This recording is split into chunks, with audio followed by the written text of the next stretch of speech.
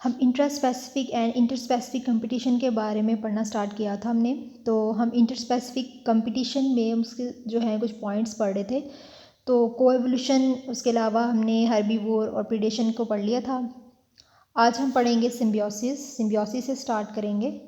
तो सिम्बियोसिस क्या है कि the continuing and intimate association between two different species are called symbiosis, यानी कि एक बहुत गहरा ताल्लुक है दो डिफरेंट स्पीशीज़ के दरमियान में, इसको हम सिम्बियोसिस कहते हैं।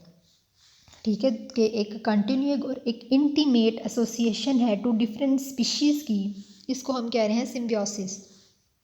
अब आगे बताया हुआ है कि कुछ इंटरस्पेसिफिक इंटरेक्शन जो होती हैं वो स्पीशीज़ को इन्फ्लुएंस भी करती हैं, उसमें बहुत ज़्यादा असर भी होता है। अब ये स्पीशीज़ डिफरेंट वेज़ में इन्वॉल्व होती हैं। कुछ मेंबर जो होते हैं वो बेनिफिट भी देते हैं, फ़ायदा देते हैं, कुछ जो है वो नुकसान भी देते हैं। तो जो इन अदर केसेस लाइफ जो होती है विदाउट पार्टनर इम्पॉसिबल होती है दोनों के लिए। अब सिम्बियोसिस की कुछ टाइप्स होती हैं, जैसे यहाँ पे बताया हुआ है पैरासिटिज्म के बारे में। पैरासिटिज्म क्या है कि the association in which one organism live in और in a second organism is called parasitism, कि एक ऑर्गेनिज्म है वो दूसरे ऑर्गेनिज्म के होस्ट में रह रहा है, इसको हम कह रहे हैं parasitism. The host survive till the parasite complete life cycle. Host भी तब तक ही सर्वाइव करता है जब तक उसका पैरासाइट कंप्लीट करता है अपना लाइफ साइकिल। अब रिलेशनशिप जो है पैरासाइट का और होस्ट का वो काफ़ी कम्प्लेक्स होता है। अब पैरासाइट के भी मल्टीपल होस्ट होते हैं, एक होस्ट नहीं होता, इसमें मल्टीपल होस्ट होते हैं। अब यहाँ पे दो होस्ट के बारे में पूछा हुआ है, आपसे पूछा जा सकता है शॉर्ट क्वेश्चन में। ठीक है, difference between definitive and intermediate host, या फिर आपको डेफिनेटिव को फाइनल होस्ट भी बोलते हैं। ठीक है, तो ये आपसे पूछा जा सकता है, एमसीक्यूज़ में भी आपसे पूछी जा सकती हैं।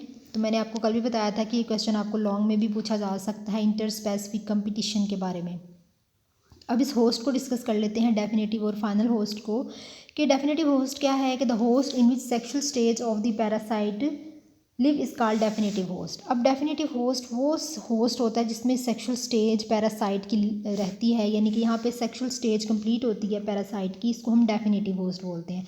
एक फीमेल है, फर्टाइल फीमेल डेफिनेटिव होस्ट में रहती है, जिसने फर्टिलाइजेशन का काम करना होता है, वो प्रोड्यूस करती है और एग को रिलीज़ करती है। तो इस तरह के होस्ट को डेफिनेटिव होस्ट कहते हैं।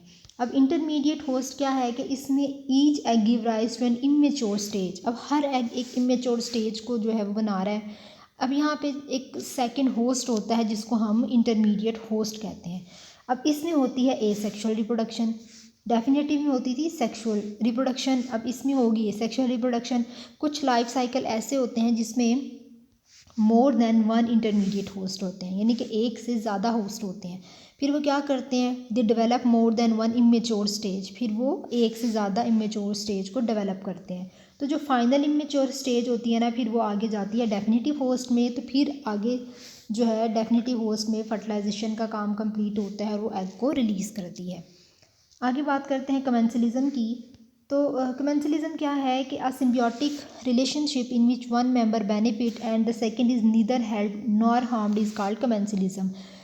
ये एक सिम्बियोटिक रिलेशनशिप है जिसमें एक मेंबर को फ़ायदा हो रहा है, दूसरे को ना फ़ायदा हो रहा है ना ही उसको नुकसान हो रहा है। तो इस तरह के प्रोसेस को हम कहते हैं कमेंसलिज्म। अब ये जो होता है ये डिफ़िकल्ट होता है कि पैरासिटिज्म और कमेंसलिज्म नेचुरल सिचुएशन की अगर बात करें तो इनको डिफ्रेंशिएट करना ज़रा डिफ़िकल्ट होता है। होस्ट समटाइम हार्म भी हो रही होती है, समटाइम नहीं भी हो रही होती, लेकिन ये फैक्टर्स पे डिपेंड करता है कि किस तरह की फैक्टर्स हैं, किस तरह की इनकी न्यूट्रिशनल स्टेट है होस्ट की, तो उन फैक्टर पे ये डिपेंड करता है। So symbiotic relationship may be communalistic in some situation but it is parasitic in other. So जो सिम्बियोटिक रिलेशनशिप है वो कुछ सिचुएशन में कम्युनलिस्टिक होती है और कुछ में वो पैरासिटिक होती है। आगे म्यूचुअलिज्म की अगर बात करें तो म्यूचुअलिज्म में दोनों मेंबर्स को ही फ़ायदा हो रहा होता है कि the symbiotic relationship that benefit both member is called mutualism. तो इसमें दोनों मेंबर्स को ही फ़ायदा हो रहा होता है, तो इस तरह की सिचुएशन जो है वो म्यूचुअलिज्म होती है। इसकी बहुत सारी एग्जांपल्स होती हैं म्यूचुअलिज्म की, इसमें प्लोवर क्रोकोडाइल जो है ये भी इसकी एग्जांपल होती है। उसके अलावा आगे हमारे पास अदर इंटर स्पेसिफिक अडेप्टेशंस हैं।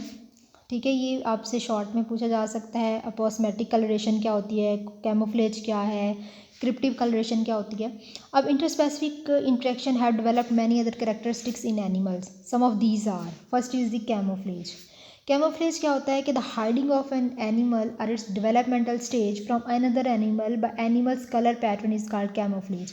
अब समटाइम्स आपने सुना होगा कि या देखा भी होगा कि कुछ एनिमल होते हैं वो अपने आप को छुपा लेते हैं। कैमोफ्लेज कहते हैं छुपा लेना, कि जब इनको ख़तरा होता है तो ये ख़ुद को दूसरे एनिमल से जो जिससे इसको ख़तरा होता है उससे ये छुपा लेते हैं। कि ये क्या करते हैं, जैसे अगर दरख्त पे है ना तो बिल्कुल जैसे ग्रीन है तो ख़ुद को ग्रीन कलर उनका खुद जो है अपने आप को ग्रीन कलर में ढाल लेंगे, अगर येलो है तो ख़ुद को येलो कलर में ढाल लेंगे। तो इस तरह ये ख़ुद को छुपाते हैं, तो इस प्रोसेस को कहते हैं कैमोफ्लेज। अब कैमोफ्लेज की भी दो टाइप्स हैं, एक होती है क्रिप्टिक और एक होती है काउंटर शेडिंग।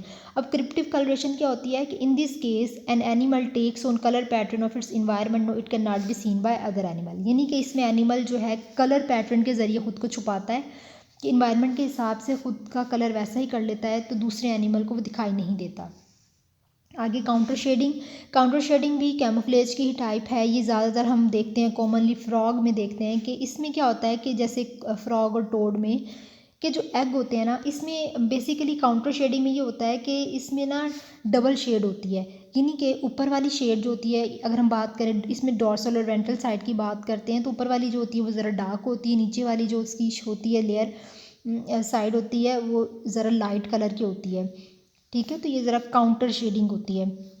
जैसे यहाँ पे बताया हुआ है एग के फ्रॉग के एग के बारे में बताया हुआ है कि एग जो होते हैं ना वो डार्कली पिगमेंटेड ऑन टॉप, उसकी ऊपर वाली साइड जो होती है ना वो डार्क कलर की होती है, जबकि इसके नीचे बॉटम वाली साइड जो होती है वो लाइट होती है। ठीक है, अब क्या होता है कि जब कोई भी बर्ड या कोई भी प्रीडेटर ऊपर से देखता है एग फ्रॉम अबव, कि अगर एग की ऊपर वाली साइड को देखता है तो वो बिल्कुल ना उसको इन्वायरमेंट के हिसाब से ही लगता है, उसको नज़र नहीं आती, वो छुप जाता है। अब जैसे अगर कोई फ़िश है वो पानी में देख रही है बिलो, अगर नीचे से उसको देख रही है क्योंकि नीचे से तो वो लाइट है, तो उसकी जो अंडर सरफेस है वो लाइट होने की वजह से वो पानी के साथ ही ब्लेंड हो जाती है। तो इन दोनों कलर्स की वजह से इन्वायरमेंट के साथ सराउंडिंग के साथ ब्लेंड हो जाते हैं। इस तरह के प्रोसेस को कहते हैं काउंटर शेडिंग। अब आगे बात करते हैं अपॉस्मेटिक कलरेशन की। अपॉस्मेटिक कलरेशन क्या होती है कि जब बहुत ज़्यादा कंडीशन डेंजरस होती है या डिसटेस्टफुल होती है तो यहाँ पे डिफरेंट कलर्स डेवलप होते हैं।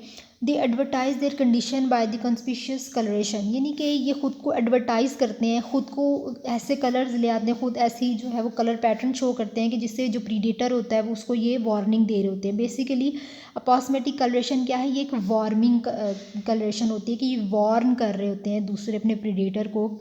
जैसे स्कंक ना एक एनिमल ही है, छोटा सा ब्लैक कलर का होता है, उसके ऊपर वाइट कलर की ना लाइनिंग होती है, क्या बिल्कुल ये भी एक अपॉस्मेटिक कलरेशन है।